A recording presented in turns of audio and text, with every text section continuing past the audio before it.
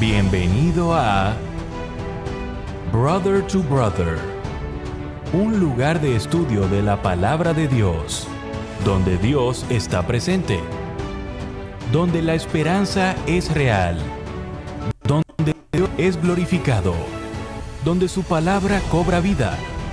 Escuela sabática, reflexiones, estudios más. Gracias por estar aquí.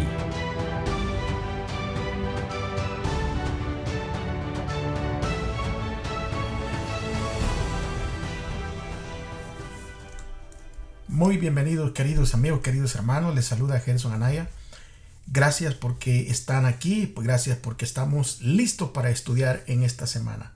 Agradecemos a Dios porque Él es el que permite que hagamos todo esto. Así que recuérdense que venimos a estudiar su Biblia, su librito de lección, algo con que apuntar, y así todos juntos podemos llegar a un solo entendimiento dirigidos por el Espíritu Santo de Dios. Así que me acompañan reverentemente desde su casa, en donde nos esté viendo ahí a través de esta plataforma, para poder orar y así poder invitar a Dios que sea nuestro maestro, nuestro director, que sea el que nos ilumine, el que nos dé las ideas, el que ponga ese deseo y toda esa enseñanza también en nuestros corazones. Reverentemente, por favor. Padre, una vez más venimos tal y como somos. Usted nos conoce, usted puede ver lo profundo de nuestros corazones. Es por eso que meritamos el pedir, Señor, que usted nos perdone, que sea usted el que nos limpie, el que nos ilumine, Señor, nuestra mente, nuestro corazón, nuestro pensamiento, las ideas, para poder, Señor, sacar esta enseñanza que venga de parte suya. No merecemos nada, Señor, pero lo pedimos en los méritos de nuestro Señor y Salvador, el Señor Jesucristo. Amén. Bien, mis amigos, ya llegamos aquí, ya estamos comenzando este nuevo estudio. Ahora, la semana pasada vimos esos contratos, ¿verdad? Bilaterales que Dios tiene con el hombre, con toda la humanidad. Y ahora vamos a centrarnos en el contrato del diezmo. Y este es un contrato bilateral. Recuérdense que ya lo tocamos un poquito. Para eso, para ver cómo es bilateral, vamos entonces a poder leer este versículo de memoria que vamos a ponerlo en pantalla en este momento, y se encuentra en Malaquías 3:10, una lectura muy conocida, ¿verdad? Muy conocida. Así que me acompañan todos juntos, vamos a leerlo. ¿Ya lo encontró? Bueno, le damos lectura entonces. Dice de la siguiente manera: traigan todo el diezmo a la tesorería, y haya alimento en mi casa. Y pruébenme en esto, dice el Señor Todopoderoso, a ver si no abro las ventanas del cielo y vacío sobre ustedes bendición hasta que sobreabunde. Malaquías 3:10. En Génesis 14, ¿verdad? En el libro de Génesis 14 es prácticamente en donde se menciona por primera vez la palabra diezmo. Allí en esa lectura bíblica de Génesis 14, Abraham viene regresando de una exitosa misión de rescate, porque su sobrino Lot, junto con muchos más, habían sido rehenes, habían sido atacados allí en su ciudad y habían sido llevados como rehenes, ¿verdad? Hacia un lugar. Y entonces Abraham hace este plan de rescate, y va a rescatar a Lot y a toda la familia y a las demás personas que habían sido secuestradas en Sodoma. Cuando él viene de regreso, cuando ya ha vencido, lo salen a recibir el rey de Sodoma, y él estaba tan agradecido, este rey de Sodoma, que por el rescate que había hecho a Abraham, ¿verdad? Todos sus súbditos. Entonces este rey le ofrece, ¿verdad?, a Abraham todo el tesoro que ellos habían obtenido a través de esta batalla. Se le llama botín, ¿verdad? Todo este tesoro. Y entonces el rey de Sodoma le dice a Abraham: mira, quédate con todo eso. Te pertenece, ya que tú es el que has, ¿verdad?, ganado la batalla. Entonces creo que te corresponde. Pero Abraham lo rechaza. Él rechaza ese tesoro. Y no solo lo rechaza, sino que cuando viene otro de los reyes que viene junto con el rey de Sodoma, Abraham le ofrece darle la 10ª parte de todo lo de este botín que habían obtenido a través del rescate que habían hecho tanto a Lot como a su familia, como a todos los súbditos que iban ahí de estas ciudades que habían sido atacadas de Sodoma. Entonces el rey que sale a recibir a Abraham es Melquisedec. Ahora, después de que Abraham entrega la 10ª parte o el diezmo, ¿verdad?, a Melquisedec, después de que sucede todo esto, el Señor le habla a Abraham directamente.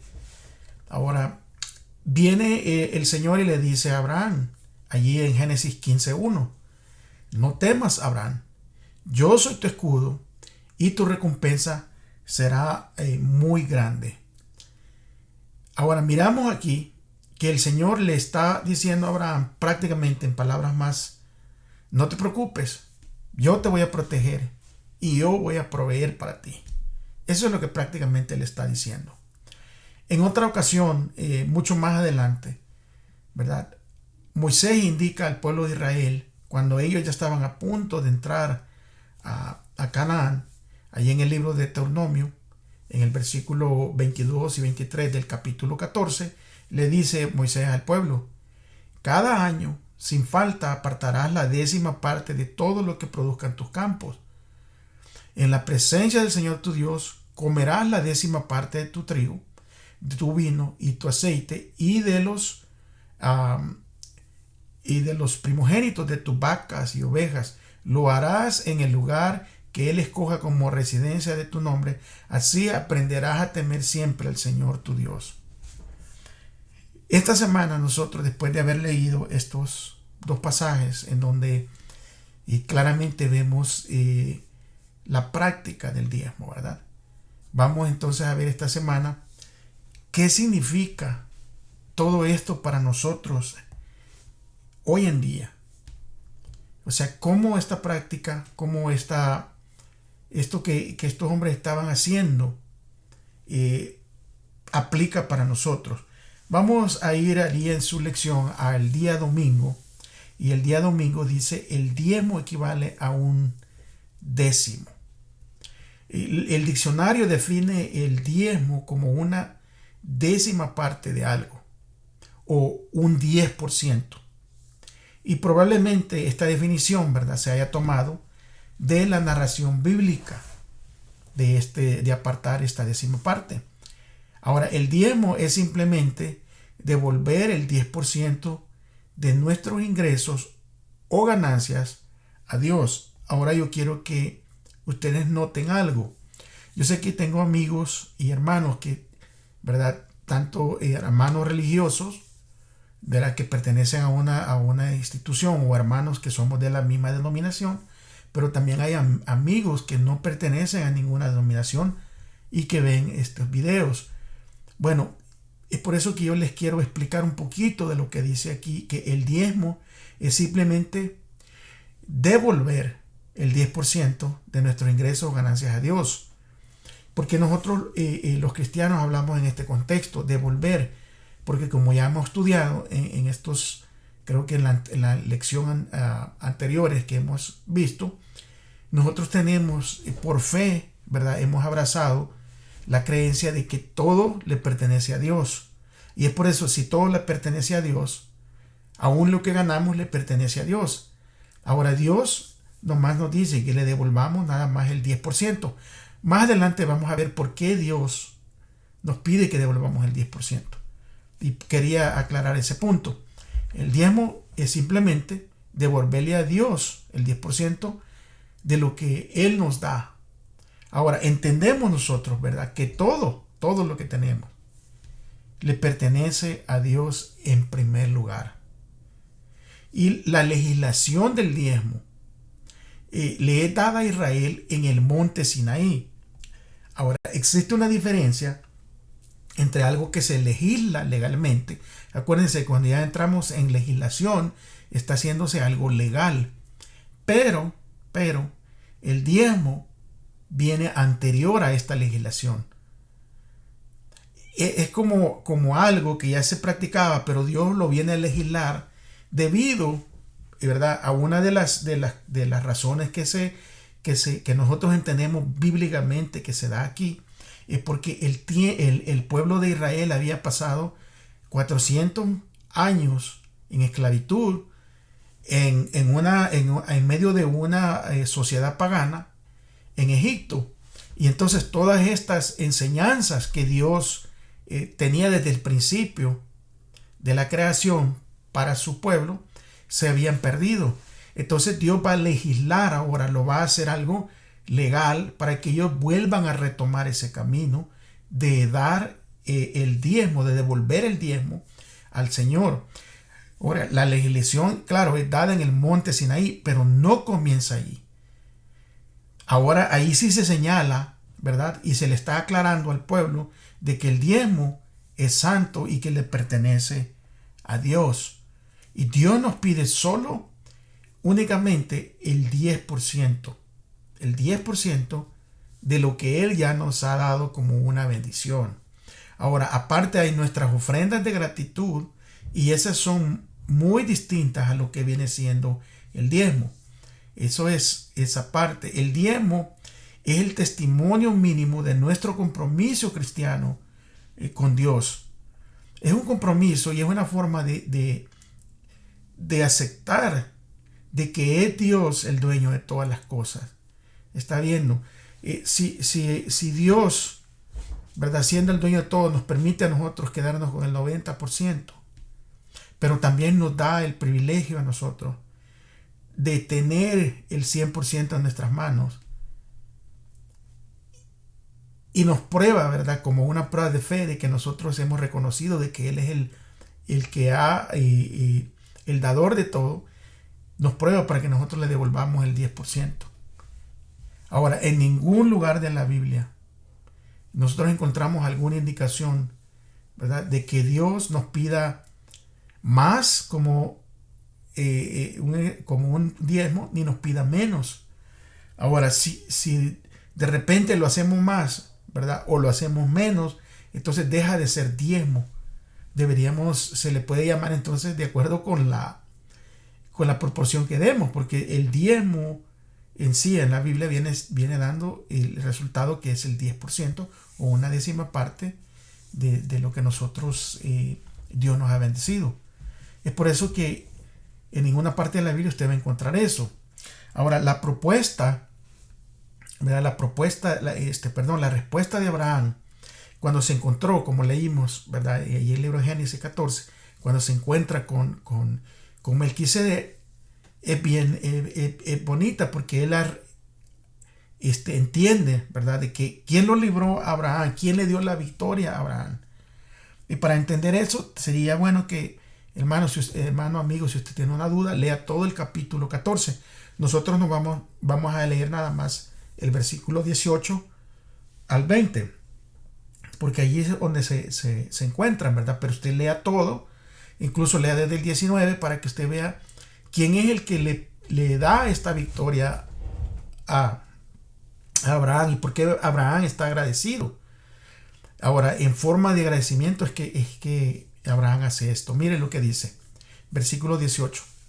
Y Melquisedec, rey de Salem, le ofreció pan y vino. Melquisedec era sacerdote del Dios Altísimo.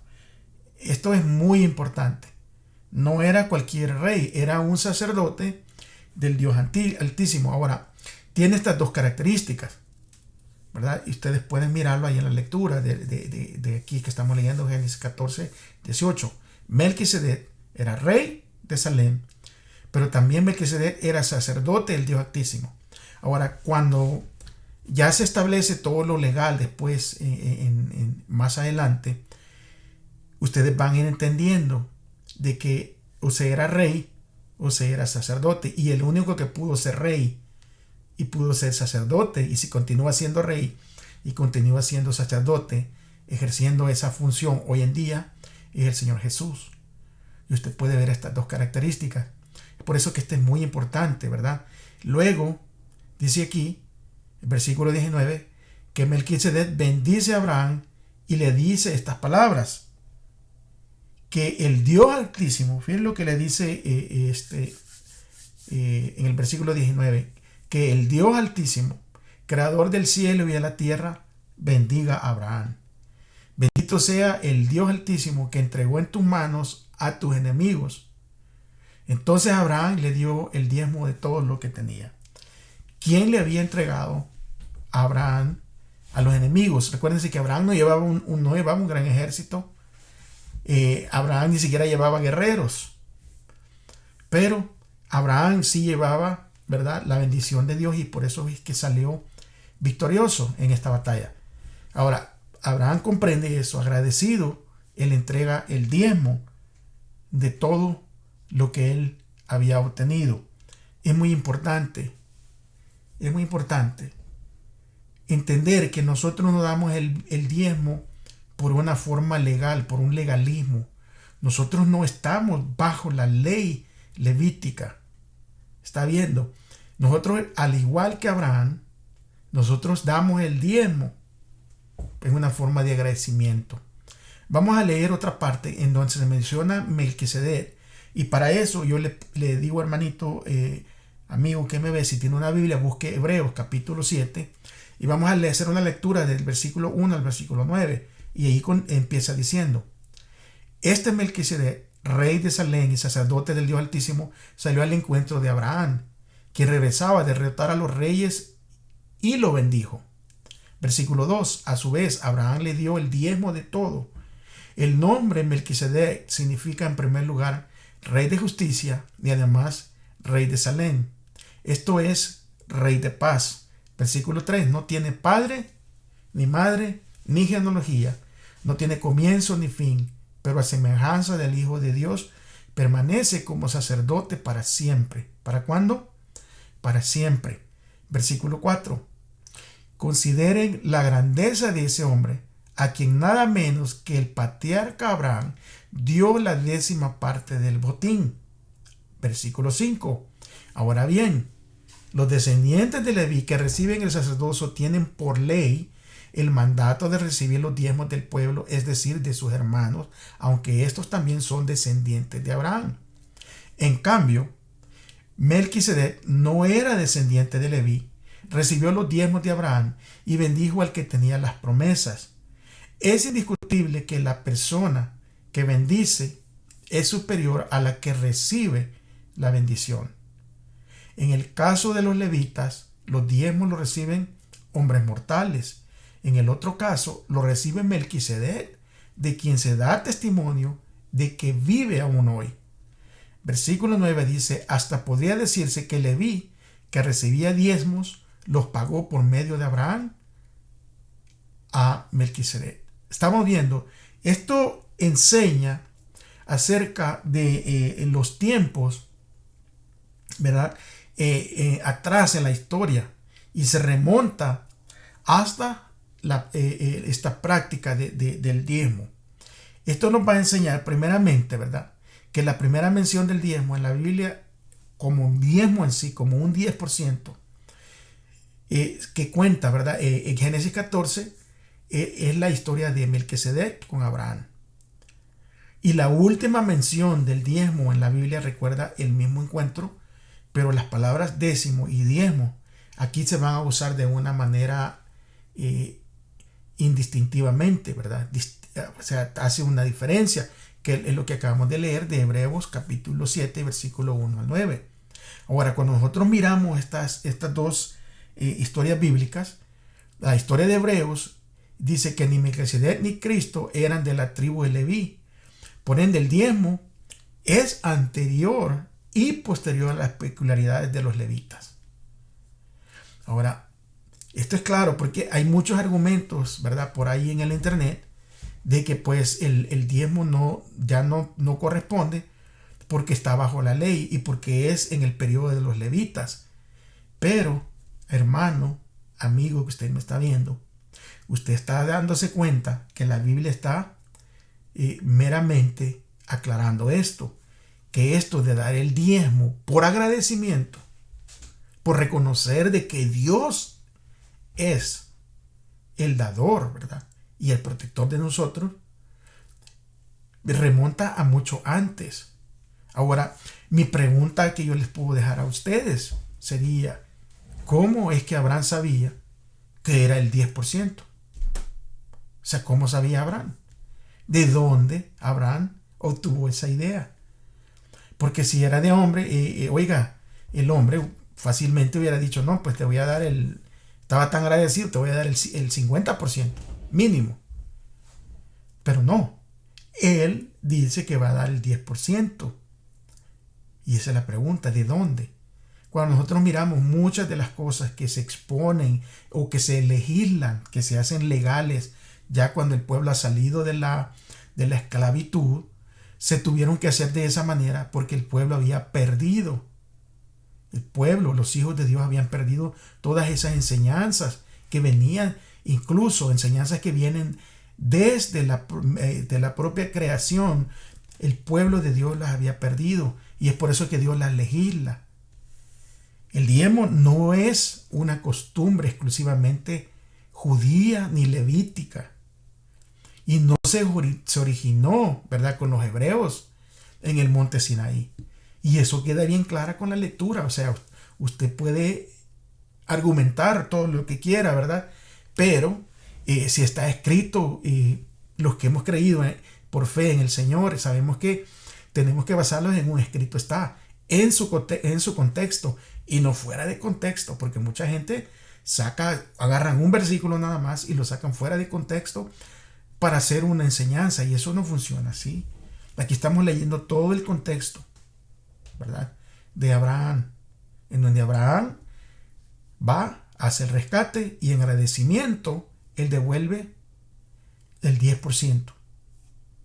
En agradecimiento, porque él ya tenía una idea, ¿verdad?, o tenía una enseñanza de que esto se hacía de esta manera al Dios verdadero, porque ¿a quién se lo entrega? Al sacerdote del Dios verdadero.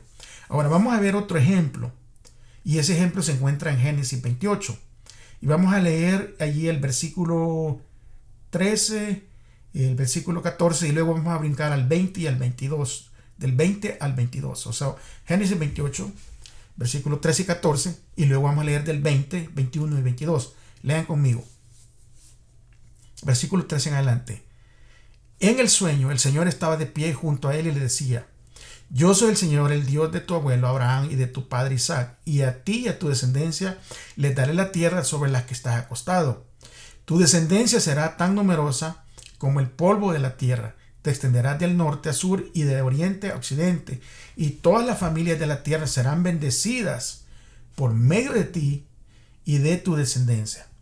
Voy a hacer una pausita aquí para darles el contexto. Aquí es Jacob, viene huyendo, ¿verdad? Y se encuentra en un lugar ahí solo, y entonces él ya no tiene ninguna salida, como muchos de nosotros que hemos llegado al Señor. A veces llegamos a ese lugar donde no hay salida.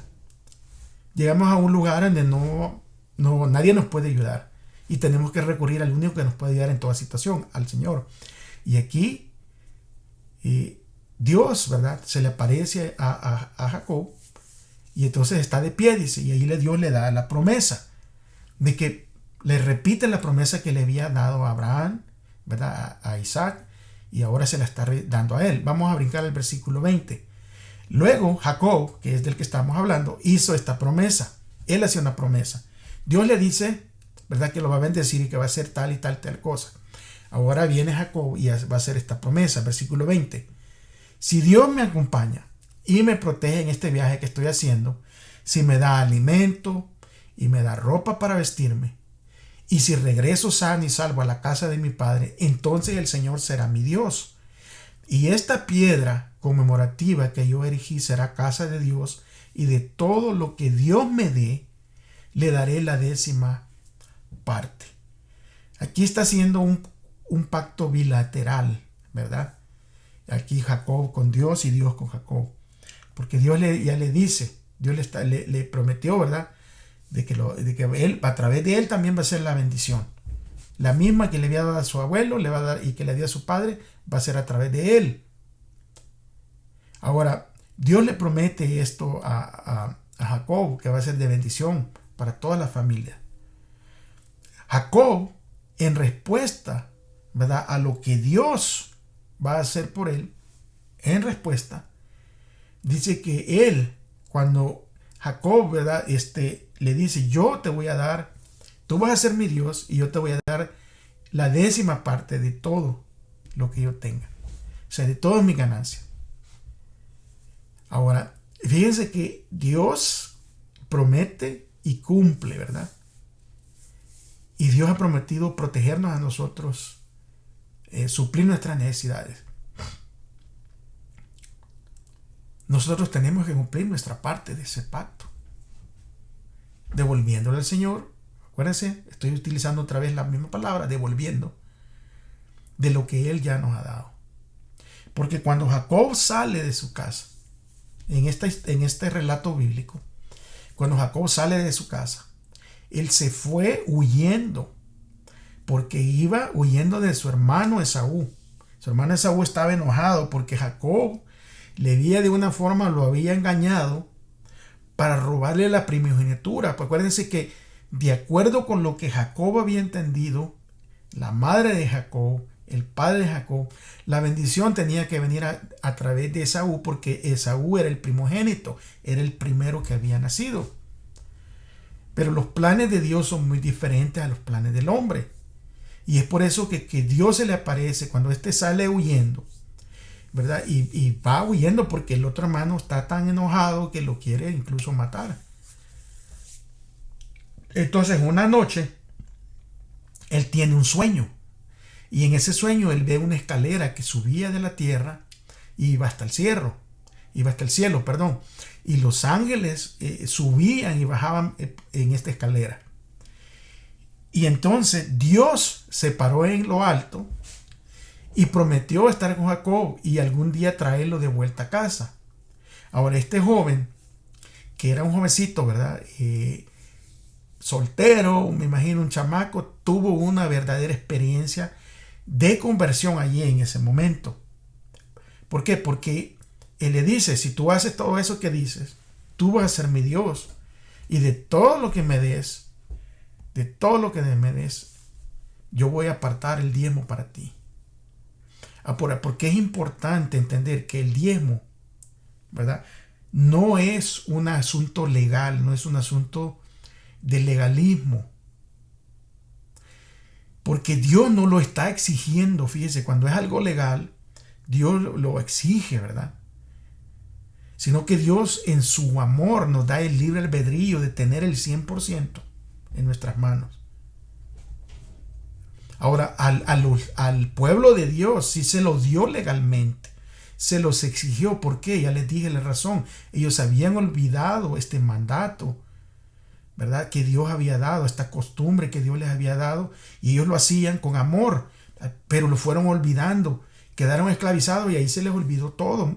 Muchas de las cosas se les olvidaron y ya no las hacían, ya no las practicaban como Dios se las había enseñado desde el principio, porque se les había olvidado esta práctica del diezmo, al igual, ¿verdad?, que se les había olvidado a ellos la práctica del reposo sabático. Y es por eso que Dios tiene que una vez más, tiene que legislarle al pueblo, a ese pueblo, hacerlo legalmente, ¿verdad? Se los hace legalmente para que ellos vuelvan a abrazar esa práctica. Así que es importante entender que ni el diezmo ni el reposo sabático empezaron en el Sinaí y fueron exclusivamente para los judíos, porque tanto el diezmo como el reposo sabático fueron implementados mucho antes, ¿verdad? Del reposo sabático vemos que incluso de la misma creación, y estas prácticas de los tanto de los diezmos como también de hacer sacrificios, la Biblia los menciona mucho antes de que se hagan legalmente y que se le den legalmente al pueblo. O sea, esto no fue algo que se originó en el sistema legal ni religioso de los antiguos israelitas. Ahora, ¿qué debemos extraer de este mensaje?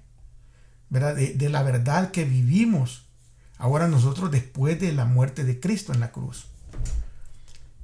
Porque hay muchas cosas que queremos a veces dejar de hacer, muchas prácticas que traen bendición y muchas ordenanzas que el Señor nos da para nuestro bien. Las queremos no hacer porque requieren que nosotros hagamos nuestra parte de este pacto bilateral. Lo que debemos de extraer nosotros de este día de enseñanza es que Dios es el dueño de todo. Y por amor y agradecimiento a lo que Él nos da, nosotros le devolvemos el 10%. Aparte de devolverle nuestras ofrendas. Que esas ofrendas son ofrendas que salen de nuestro corazón. Al ver a los necesitados, al ver las necesidades que hay en los templos, al ver las necesidades que muchas veces hay entre nuestros hermanos, ¿verdad? Así que nosotros tenemos que entender esa parte. Vamos a pasar entonces al día lunes, y en el día lunes vamos a ver a dónde está la tesorería.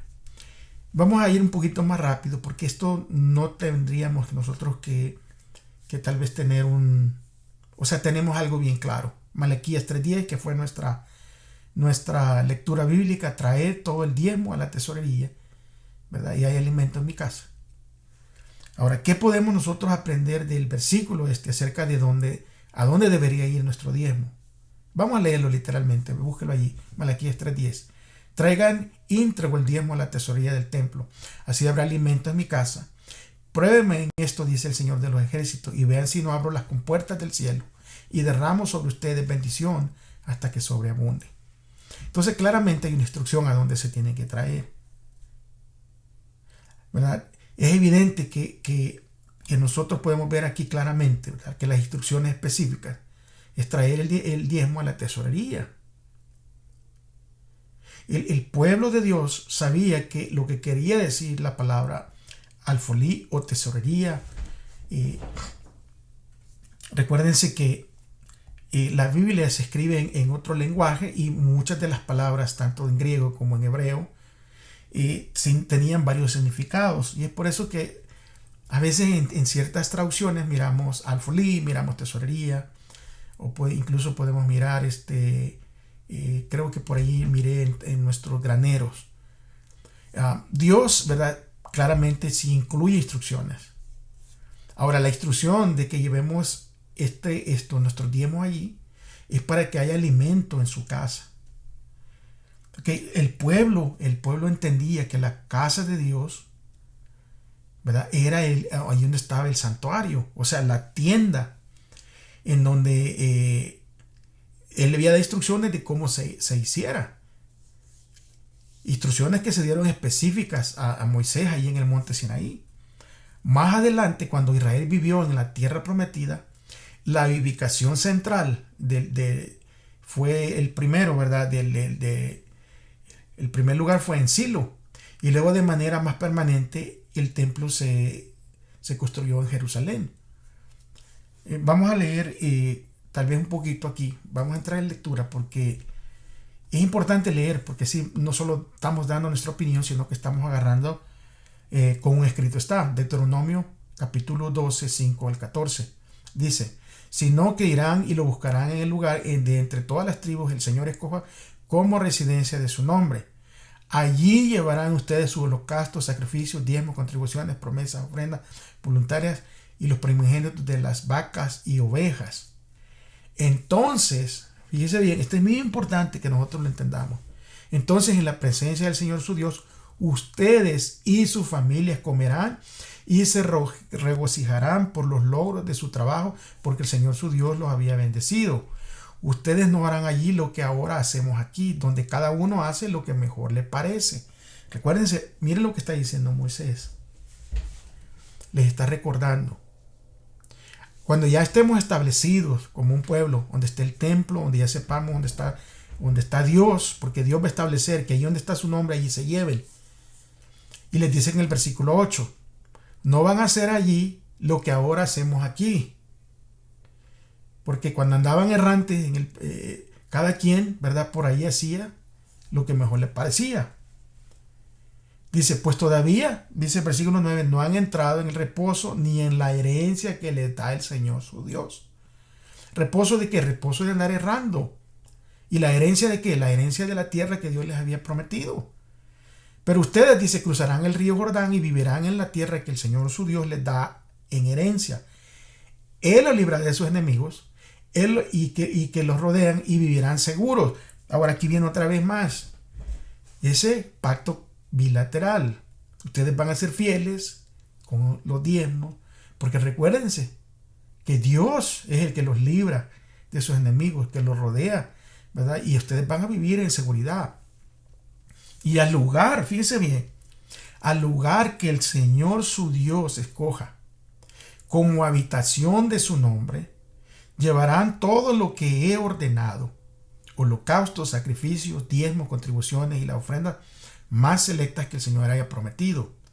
Y se regocijarán en la presencia del Señor su Dios, junto con sus hijos e hijas, con sus esclavos y esclavas, con los levitas que vivan en las ciudades de ustedes, pues ellos no tendrán ninguna posesión ni herencia.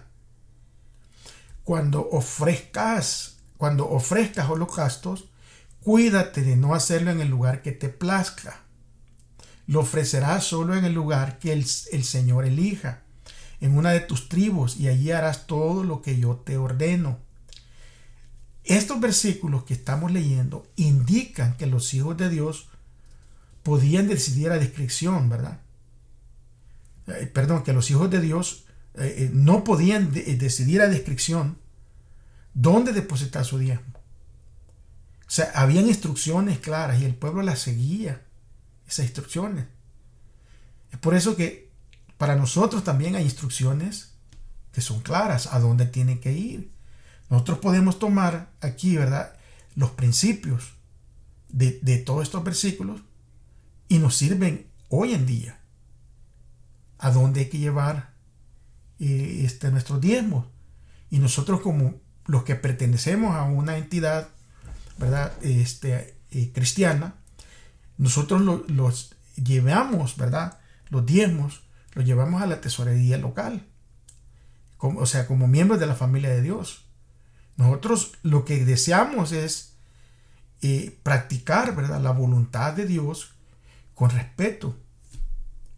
¿Y cómo es que queremos seguir las instrucciones de Dios? Por amor a Él. En este relato bíblico aprendemos que también 3 veces al año, ¿verdad?, se hacía este tipo de diezmo, en las fiestas que se habían designado, que el Señor había legislado. Por ejemplo, la Pascua, el Pentecostés y la fiesta de los tabernáculos. Allí el pueblo traía todo y lo traían todo su diezmo. El pueblo de Dios debía de viajar a Jerusalén, ¿verdad?, porque allí es donde estaba el templo, para llevar personalmente sus diezmos y ofrendas para alabar y adorar a Dios. Después, ¿verdad?, de que ya se llevaba todo ese diezmo a ese lugar, entonces los levitas, que eran los que el Señor había escogido, ¿verdad?, para que el templo, tomaban todas esas ofrendas y esos diezmos y ellos los distribuían entre todos los demás levitas. Porque recuérdense que los levitas no podían tener, ¿verdad?, ninguna propiedad. Dios les dijo: ustedes no van a tener propiedades. Y aquí hay una enseñanza espiritual. ¿Por qué? Porque como eran los que estaban dedicados al templo y a cuidar las cosas espirituales, ¿verdad?, del Señor, los levitas, el Señor conoce el corazón de cada hombre y de todos los hombres, y más que todo de toda la humanidad. El Señor sabía, ¿verdad?, de que el dinero, cuando a veces el dinero se toma, es la raíz de todos los males. El dinero es, si no se toma en una forma de que el siervo está dirigido por Dios, lo puede corromper y lo puede incluso sacar completamente de los caminos de Dios. Es por eso que Dios a los levitas les dice: ustedes no van a tener nada. Ustedes van a depender. Prácticamente lo que Dios le está diciendo a los levitas es: ustedes van a depender de mí. No se van a morir de hambre. Ustedes van a tener donde vivir, porque van a vivir incluso aquí, en mi casa. Y ustedes van a comer de mi comida. Pero no pueden tener posesiones, porque Dios quería mantener la mente, ¿verdad?, de estos levitas enfocado en las cosas espirituales. Es por eso que si alguien se adjunta el nombre hoy en día, porque lo he escuchado, y hermanos, amigos que me ven, ¿verdad? Amigos que me ven, que no son de ninguna religión. Usted ha escuchado muchas veces que a veces los pastores se adjudican de que ellos son los levitas modernos, pero se adjudican únicamente la parte de donde se pueden, ¿verdad?, beneficiar, pero no se adjudican la parte de, es claro, si se van a adjudicar la parte legal, porque estamos hablando de una legislación, y si ellos se quieren legalmente llamar levitas, no pueden tener posesiones, ¿verdad? No pueden tener posesiones, no podrían tener un sueldo específico, sino que deberían de depender de lo que el Señor da. Está viendo, de Dios únicamente. Y ese es uno de los problemas que sucede, ¿verdad?, hoy en día, en donde muchos sí se quieren tomar la parte, ¿verdad?, conveniente de las Escrituras, pero no se quieren tomar la parte en donde que tiene responsabilidad de la Escritura. Ahora, basado en este método bíblico, ¿verdad?, de que todo el dinero se llevaba a la tesorería, allí los encargados lo agarran y lo distribuyen a las diferentes fuentes que se utilizan. Ese es el sistema que la Iglesia Adventista del Séptimo Día utiliza. El dinero llega a nuestras iglesias locales, en donde se va, ¿verdad?, a una asociación, y después se reparte para todas las misiones y las uniones y todo el asunto y las necesidades. Y de ese diezmo es de donde se le asigna un sueldo, ¿verdad? Se le asigna un sueldo al siervo, ¿verdad?, al pastor. Pero el dinero no es todo solo para ese sueldo. El dinero también va para ayudar, ¿verdad?, a las comunidades, para ayudar a las iglesias que están en más necesidad. Hay instituciones como ADRA, que tiene la Iglesia Adventista, que ayuda cuando hay catástrofes en ciertos países, o ayuda en los lugares en donde, por ejemplo, en África, donde no hay pozos de agua. ADRA, a través de parte de estos diezmos, ayuda a construir pozos nuevos, ayuda en los desastres naturales que hay, y obviamente de ahí también se pagan los sueldos de los pastores. Es por eso que este ministerio, ¿verdad?, es transparente. Es transparente. Y esto se hace para comodidad, ¿verdad?, de los miembros de la iglesia, para que los miembros tengan una idea, porque recuérdense que nosotros como seres humanos también somos responsables ante Dios de ver y de administrar hacia dónde se están utilizando esos diezmos. Porque olvídese de esa mala enseñanza no bíblica, en donde yo le voy a dar mi diezmo a quien sea, ¿verdad? Y a mí, yo dándolo, yo salgo de mi responsabilidad.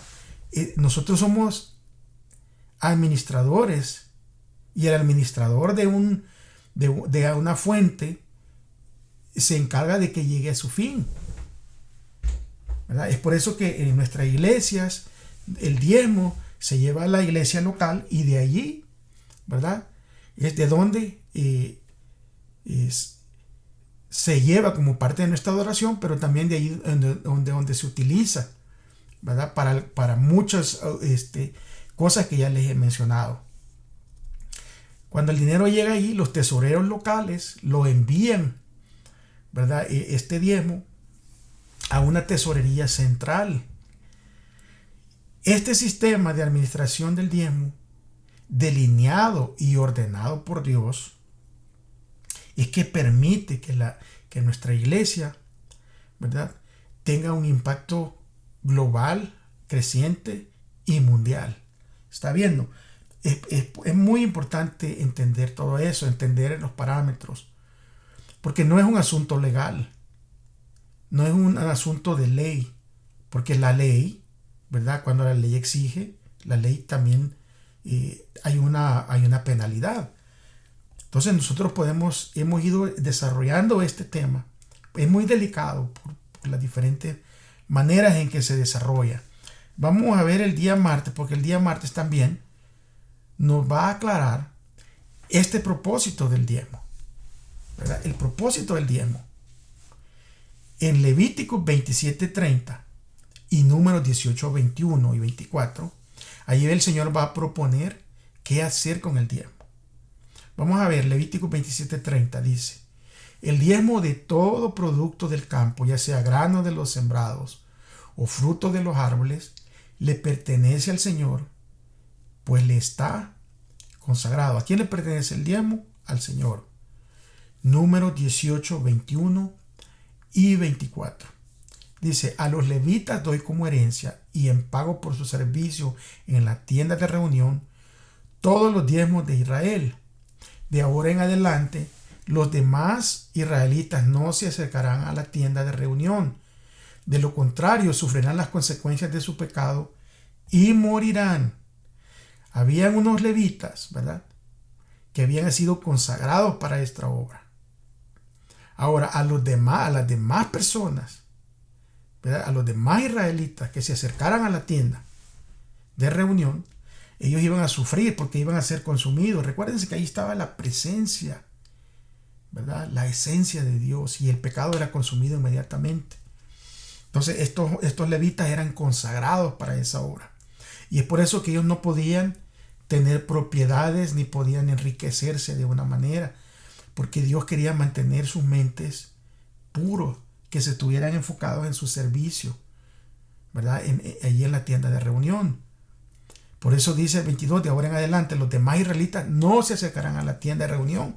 De lo contrario, sufrirán las consecuencias de su pecado y morirán.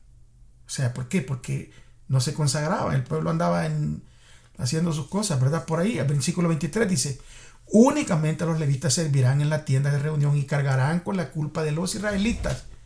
El siguiente es un estatuto perpetuo para todas las generaciones venideras. Los levitas no recibirán herencia entre los israelitas, porque yo les he dado como herencia los diezmos que los israelitas ofrecen al Señor como contribución. Por eso he decidido que no tengan herencia entre los israelitas, debido a que Dios, ¿verdad?, es el dueño de todo, como dice Salmo 24:1. Obviamente no necesita Dios dinero, pero como el diezmo es suyo, nos dice qué hacer con él, y eso es utilizado para el sostén del ministerio evangélico. Y por ende, con el diezmo de Dios se suplen las necesidades, ¿verdad?, de los pastores asignados. Ahora, los pastores reciben esta ayuda, ¿verdad?, o este sueldo, le podemos decir, de parte de la asociación asignado a los pastores. Lo triste es, de verdad, yo sé que a mí me han cuestionado mis hermanos o amigos que incluso no pertenecen a ninguna religión, de que dicen de que pues que el diezmo es para mantener los lujos de los pastores y sus familias. Amigo, hermano, si esa ha sido su situación y su experiencia, yo le ofrezco una disculpa en nombre del cristianismo, porque no es así. No es así. Mire, el dinero es tentativo.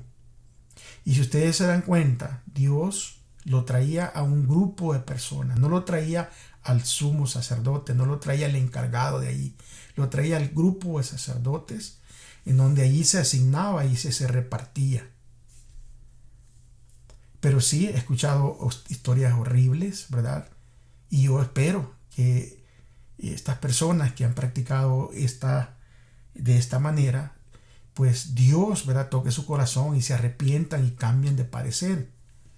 Porque si yo he escuchado historia tras historia donde los pastores incluso han tomado las posesiones de los diezmos y las ofrendas y han huido, se los han robado. Otras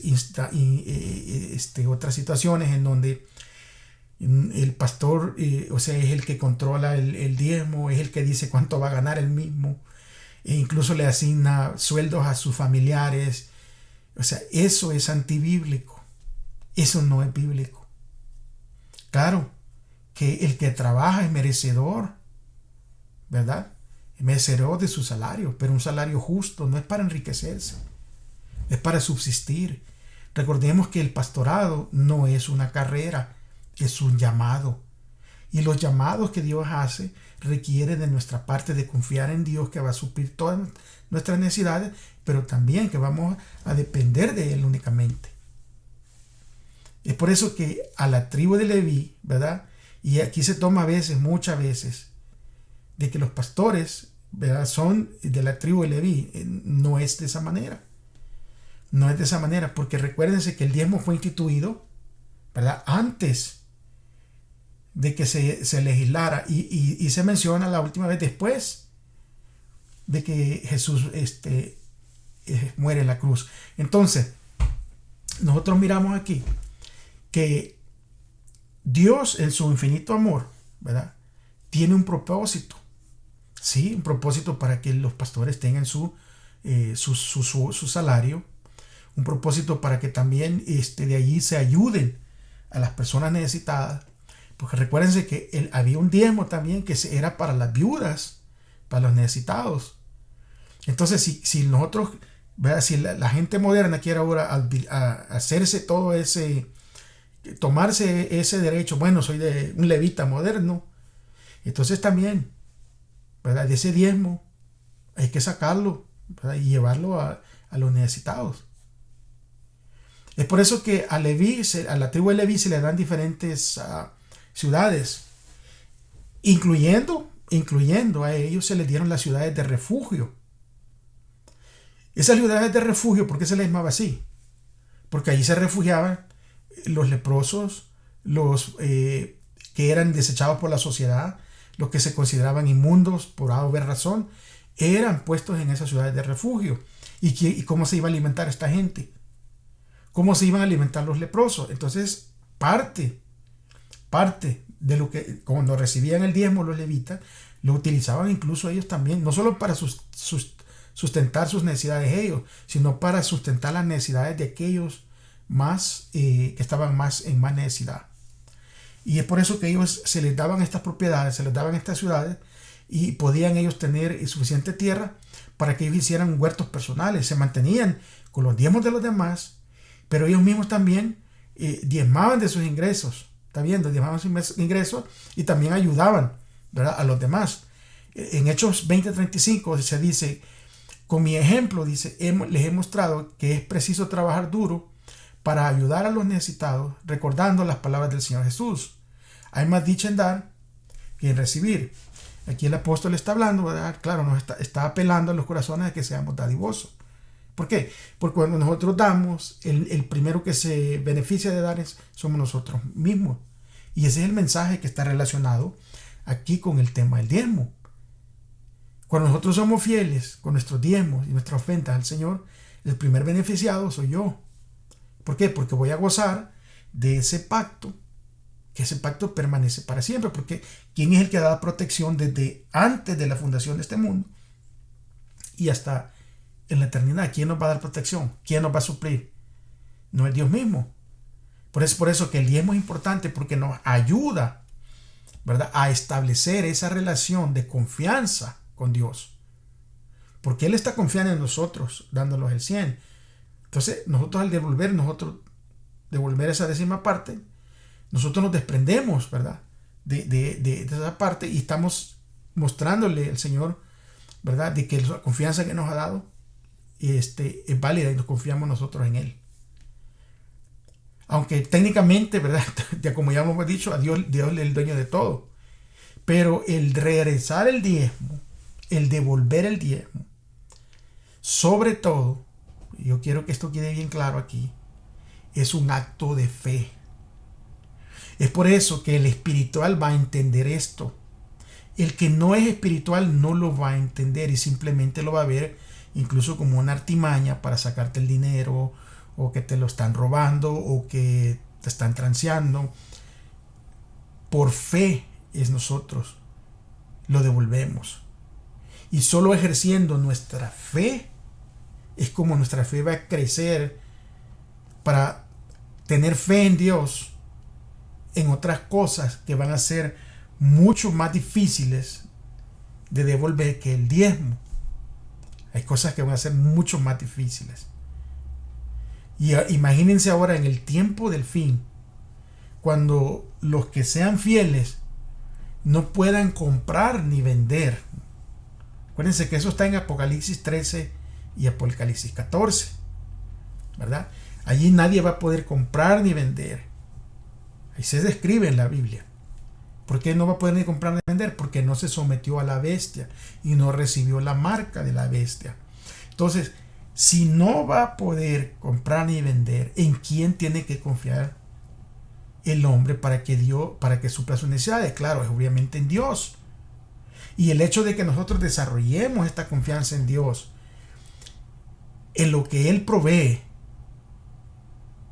en el poder y el amor, esa va a ser de algo muy importante. Porque aparentemente, ¿verdad?, cuando nosotros miramos, hoy en día todo el mundo está en nuestra contra como cristianos. Y al practicar esta confianza, esta relación con Dios, de devolverle, ¿verdad?, el diezmo,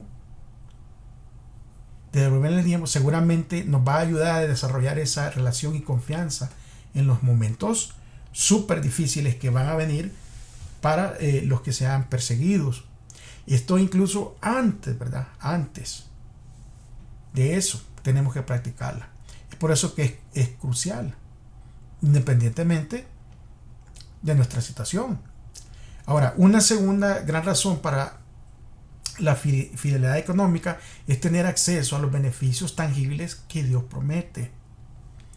Si Dios ha prometido algo, si tú eres fiel, yo voy a hacer esto, Dios, tú eres aquí. Claro, entonces esa es la llave. La obediencia es la llave. La fe es el medio y la obediencia es la llave para obtener todas estas bendiciones hoy en estos días. Porque si nosotros tenemos esa fe, pero la fe no la llevamos a la acción en obediencia, es una fe muerta. Y la fe muerta, pues de nada vale. Entonces, para que nosotros tengamos esa fe viva, vamos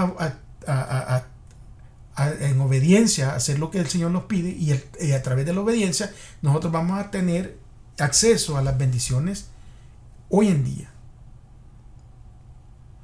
Y que la palabra dice, ¿verdad?, que si nosotros somos fieles, Dios, claramente que Dios va a abrir las ventanas de los cielos y va a derramar bendiciones hasta que sobreabunde. Ahora, con el excedente que nosotros tengamos, podemos ayudar a los demás y apoyar la obra de Dios con nuestra ofrenda. Recuérdense que todo es por la experiencia espiritual que cada uno tenga con el Señor. Y es por eso, ¿cuál es tu experiencia espiritual con el Señor? ¿Cuál es tu experiencia de fe con Dios? ¿Y cómo la vas a mostrar? ¿Cómo se la vas a mostrar? ¿Verdad? Es con la obediencia. Y recuérdense que mejor es dar que recibir. Vamos a ir al día miércoles. Y vamos a ver en el día miércoles, ¿verdad?, diezmar de ingreso bruto o neto.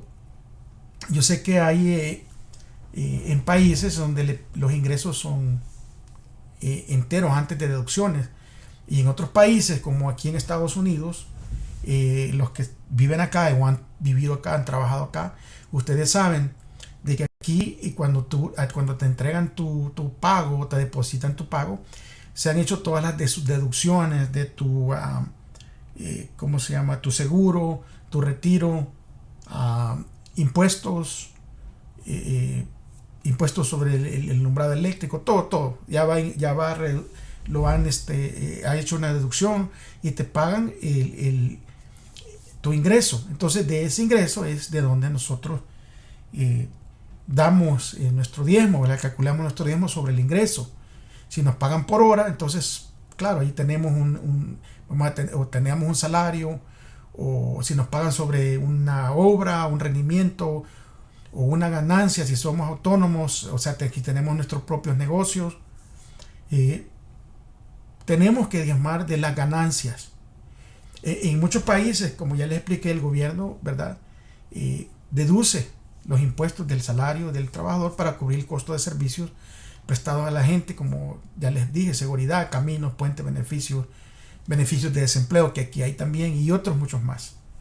Ahora, la cuestión de si diezmar sobre el ingreso bruto o neto implica básicamente si devolvemos el diezmo sobre nuestro ingreso antes o después de que se deduzcan esos impuestos.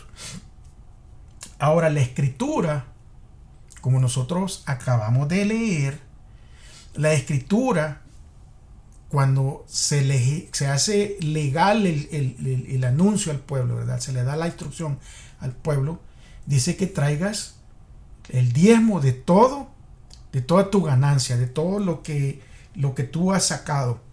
Entonces, para poner esto en contexto y que usted entienda, mi amigo y hermano, que no se confunda, vamos a decir de que en los tiempos bíblicos, ¿verdad? Se daba el trigo y venía en la persona, y la persona tenía que invertir para sembrar el trigo, tenía que invertir para cosecharlo, tenía que invertir para todo eso. Entonces la persona llevaba lo que le quedaba de ganancia, ¿verdad? Llevaba al templo, o sea, la 10ª parte de la ganancia que la persona había obtenido, llevaba al templo. Recuérdense que cuando se sembraba había leyes también que tenía que dejar por allí, ¿verdad? Para los pobres, tenía que dejar unos granos, lo que se le caía. Entonces no podía diezmar de todo eso, de lo que se le caía ni lo que dejaba en el sembradío, sino por eso claramente se dice que tenía que diezmar de sus ganancias,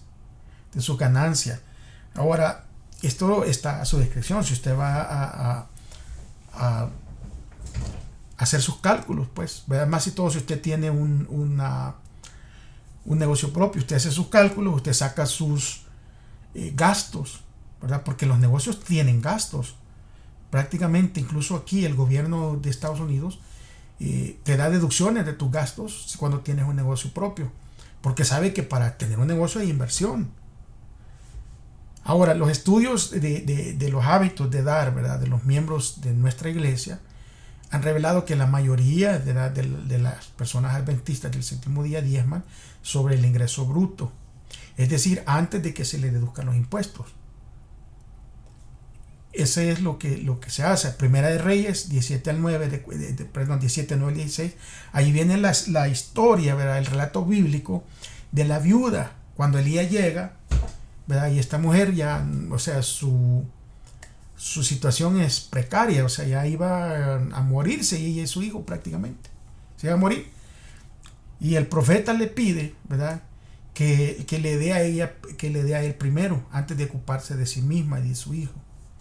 Esto estamos leyéndolo como un ejemplo. Allí aquí podemos aprender en este relato, ¿verdad?, acerca de cómo se está llevando esta situación, porque Dios le dijo a la viuda de Sarepta que un hombre de Dios vendría a verla en Primera de Reyes 17:9. Y cuando Elías llega, él le explicó las circunstancias terribles que estaba atravesando. Elías primero le pide un trago de agua y luego le agrega: no temas, ve, haz como has dicho, pero hazme a mí primero un panecillo cocido bajo la ceniza y tráemelo. Después harás para ti y para tu hijo, porque el Señor Dios de Israel ha dicho: la harina no escaseará de la tinaja ni el aceite de la botija hasta que el Señor envíe lluvia sobre la tierra. Acuérdense que en ese tiempo había una sequía terrible por toda esa región. ¿Y quién es el que iba a proveer para esta mujer? Iba a proveer el Señor. Dios le dijo, yo voy a proveer. O sea, no se te va a acabar ni la harina ni el aceite, vas a tener para comer. Ahora aquí, lo que nosotros podemos ver en esta historia es que la mujer confía en Dios, porque Dios le había dicho, un hombre de Dios te va a venir a visitar. Entonces la mujer confía en Dios, había creído en Dios, y por esa fe que tenía en Dios, entonces le va a hacer su tortita a Elías, porque ¿quién le aseguraba a ella de que Elías no solo se iba a comer y se iba a ir? Nadie. O sea, ella por fe, y lo que venimos hablando, todo lo que hacemos nosotros por fe, y muchas de las cosas las personas no espirituales no las van a entender, y hay que orar para que ellos un día las puedan llegar a entender, porque el acto de esta mujer era un acto de fe. Su fe estaba siendo ejercitada, y este acto de fe la llevó, ¿verdad?, hasta que no se acabara la harina ni el aceite durante toda esa sequía. O sea, la conclusión, ¿verdad?, sobre si vamos a diezmar sobre lo bruto o lo neto, eso, hermanos, y esta es la postura, ¿verdad? Esta es la postura. Fíjese, es por eso que es muy importante que usted, amigo que me ve, usted, hermano que me ve, hermano adventista de nuestra congregación, pero a mí me ven hermanos de otras congregaciones. Y mire, esta es la posición que viene en este estudio, un estudio que ha sido, ¿verdad?, autorizado por nuestra iglesia. Dice, la conclusión sobre bruto o neto es que depende de cada uno de nosotros decidirlo. O sea, la iglesia no está imponiendo. La iglesia no está imponiendo. La iglesia no impone los diezmos. Y yo he oído terribles historias en donde hay personas que incluso las echan de la iglesia por no diezmar. Por no diezmar. Y lo miran toda la congregación como que fuera un leproso porque no diezma. Cuando eso va en contra de la enseñanza de Dios.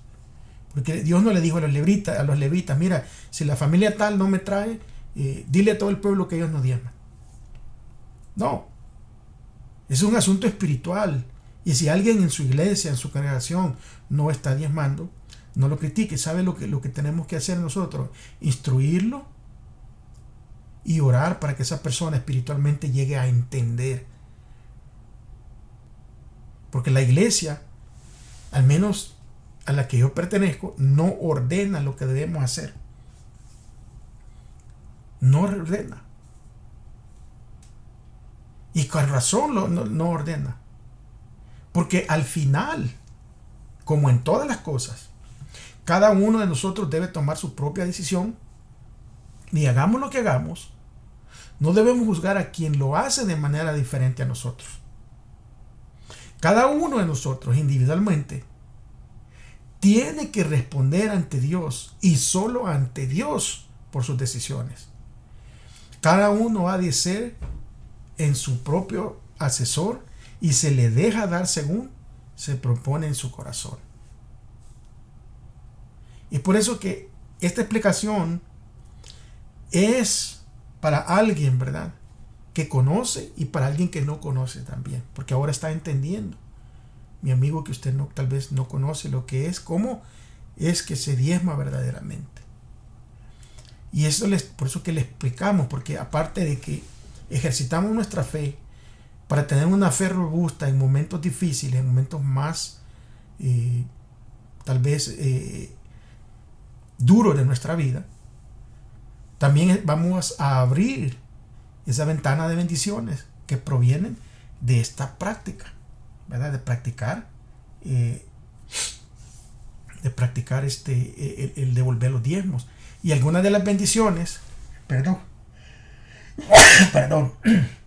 algunas de las bendiciones que fortalecen nuestra fe. Esa es probablemente la bendición principal de devolver el diezmo, que eso fortalece nuestra fe. Ahora pasamos al día jueves y aquí vamos a ver un diezmo honesto o fiel. Un diezmo honesto o fiel. Y vamos a buscar en nuestras Biblias 1 Corintios capítulo 4, versículo 1 y versículo 2 para entrar en el contexto de este día. Y dice, versículo 1, que todos nos consideren servidores de Cristo, encargados de administrar los ministerios de Dios.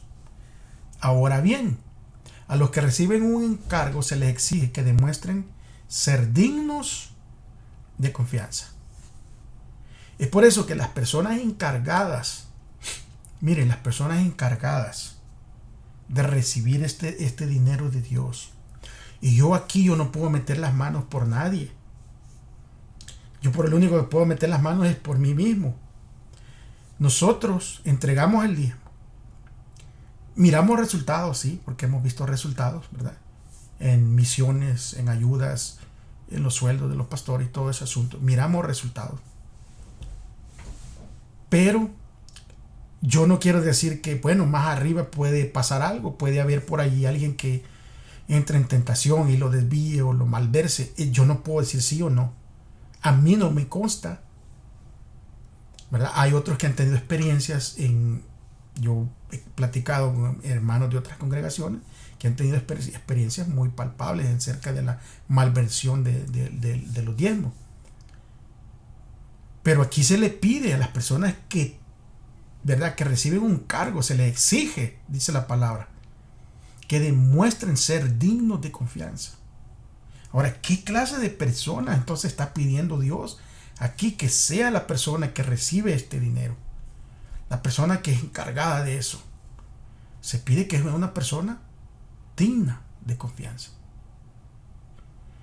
Y es por eso, ¿qué significa ser fiel con nuestro diezmo? Y esta semana hemos repasado varios de los elementos constitutivos del diezmo. Y vamos a ir a hacer un pequeño repaso para finalizar esta lección. La cantidad, que es un décimo o un 10% de nuestro ingreso o ganancia. Eso está establecido. Que tenemos que llevarlo a la tesorería, a la alfolía, el lugar donde se paga a los obreros evangélicos, donde se ayuda a los demás. Número 3, que honramos a Dios con la primera parte de nuestros ingresos. O sea, estamos honrando a Dios. Y 4, que hay que usarlo para el propósito correcto. O sea, el sostén de todo lo que tiene que ver con el ministerio evangélico de nuestra iglesia. Es nuestra responsabilidad como miembros de iglesia preservar los primeros 3 elementos. Y es responsabilidad de los encargados de la tesorería asegurarse de que los fondos del diezmo se utilicen correctamente, porque todos vamos a dar cuenta. Y además, a diferencia de nuestras ofrendas, ¿verdad?, el diezmo no es algo que queda a nuestra discreción, sino que el diezmo ya está establecido como la 10ª parte. Y el 10º y la tesorería son ambos parte de nuestra responsabilidad. O sea, nosotros no establecemos los parámetros, sino quien los estableció y quien los continúa estableciendo es Dios. Ahora, si yo no devuelvo el 10% completo de mi ganancia, en realidad no estoy diezmando, porque tal vez estoy dando el 9 o el 8, y si no llevo ese 10% a la tesorería, en realidad tampoco estoy diezmando. ¿Está viendo? Vamos a leer nosotros rápidamente.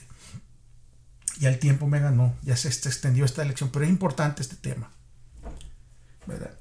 Cuando se nos pide que rindamos cuentas de nuestra administración de fondos a Dios, recuérdense que Dios dice que si somos fieles en poco, sobre mucho los va a poner, ¿verdad? Y nosotros tenemos que llevar todos los diezmos a la tesorería para que haya alimento en su casa. Y esa es lo que Dios manda. No existe ninguna invitación, ¿verdad?, únicamente a ser generosos. Dios tiene establecido esos parámetros para nuestro bien. Y esto es simplemente una cuestión de honradez. El diezmo le pertenece a Dios y Él ordena que le devolvamos únicamente lo que le pertenece. Ahora, administrar para Dios es un privilegio único, pero también es una responsabilidad única. Él nos bendice y nos sostiene y pide únicamente la 10ª parte. Luego nosotros miramos de que el diezmo se utiliza con el fin de proveer para los obreros evangélicos, así como se hacía en el Antiguo Testamento, ¿verdad? También se utiliza para otras obras que se hacen. Pero algunos tal vez pueden argumentar, ¿verdad?, que no les gusta cómo se utiliza el dinero de su diezmo y por lo tanto no diezman y envían su dinero tal vez a otra parte. Pero como acabamos de leer anteriormente, este es un asunto personal. A mí no es mi papel juzgarle a usted, no es mi papel decirle, mi papel es nomás mostrarle a través de este estudio cuál es la manera correcta. Porque Dios dijo, traigan todo el diezmo a la tesorería, pero solo si están seguros de que la tesorería, ¿verdad? Dios no dijo así. O sea, Dios no dio esta cláusula que dijo, traigan todo el diezmo a la tesorería, pero solo si se están seguros de que la tesorería lo está usando correctamente. Claro, usted no lo va a ir a tirar a lo loco tampoco, porque usted es un administrador de ese dinero. Y el administrador tiene que ver que el dinero vaya a su propósito y a su fin. Terminamos, hermanos, ¿verdad? Y gracias porque me han acompañado. Y, hermanos, de verdad que en la medida en que el amor de Cristo llena nuestros corazones y domine nuestra vida, van a quedar vencida toda codicia, todo egoísmo y el amor a la comodidad. Y entonces vamos a tener el deseo y el placer en cumplir la voluntad de Cristo. Ahora, todos nosotros debemos recordar que lo que Dios exige de nosotros supera a cualquier otro derecho, sea cualquier otro mandato. Lo que dice Dios está por encima de todo. Él nos da abundantemente y el contrato que Él ha hecho con el hombre es que una 10ª parte de las posesiones de éste sea devuelta a Dios. Está viendo todas las cosas, mi amigo, todas las cosas buenas que tenemos, amigo, mi hermano, son bendiciones de nuestro Salvador. Y Dios nos ha hecho a nosotros, a todos nosotros, mayordomos de esas bendiciones. Por eso que tenemos que tener muy en cuenta ser mayordomos fieles, ser mayordomos cautelosos, ser mayordomos que estamos siempre vigilantes, ¿verdad? Porque nuestras ofrendas y nuestros servicios, por humilde que sea el servicio que demos, cuando son presentados con fe y amor, es cuando pueden ser dones consagrados para salvar almas en el servicio a Dios y para promover, ¿verdad?, la gloria de Dios. Porque el interés y la prosperidad del reino de Cristo tienen que superar cualquier otra cosa, cualquier otra consideración. Y las personas que hacen de sus placeres y de sus propios intereses egoístas los objetos principales de su vida, ese tipo de personas no son mayordomos fieles. Los que se nieguen personalmente con el fin de hacer bien a otros y se consagren con todo lo que tienen al servicio de Cristo, esas personas experimentarán la felicidad que en vano siempre va a estar buscando el egoísta. El sistema de los diezmos y de las ofrendas tiene por objeto grabar en las mentes humanas una gran verdad: el saber que Dios es la fuente de toda bendición para nosotros y que se debe a gratitud por los preciosos dones, ¿verdad?, y por la providencia que Dios nos ha dado. Recuérdense, mi amigo y mi hermano, devolver el diezmo es un acto de fe y es un acto de obediencia. Que el Señor me los bendiga. Gracias por haberse quedado hasta aquí. No se olvide de compartir este video, de darle like al video, de dejar un comentario o alguna pregunta sobre el diezmo y sobre la ofrenda. Y recuérdese, ore por aquellos que tal vez en su congregación no están diezmando. Ore por aquellos que reciben el diezmo y que tal vez usted sabe, ¿verdad?, que no lo están utilizando de manera correcta. Ore para que se arrepiente, porque si no se arrepiente, lamentablemente, están tocando lo sagrado. Y la pena, ¿verdad?, por tocar lo sagrado es la muerte. Y Dios no anhela eso. Dios quiere que todas sus criaturas, todos sus hijos vayan al cielo. Porque de tal manera amó Dios al mundo, que dio a su Hijo único, para que todo aquel que en Él crea no se pierda, sino que tenga la vida eterna. Bendiciones, mis amigos, mis hermanos. Nos miramos la próxima semana, ¿verdad? Si Dios no ha regresado, si Cristo no ha regresado, aquí vamos a estar, si Él lo permite. Pero mientras tanto, si usted dice que ama a Dios, ¿verdad?, demuéstralo amando a su prójimo. Hasta la próxima. Bendiciones.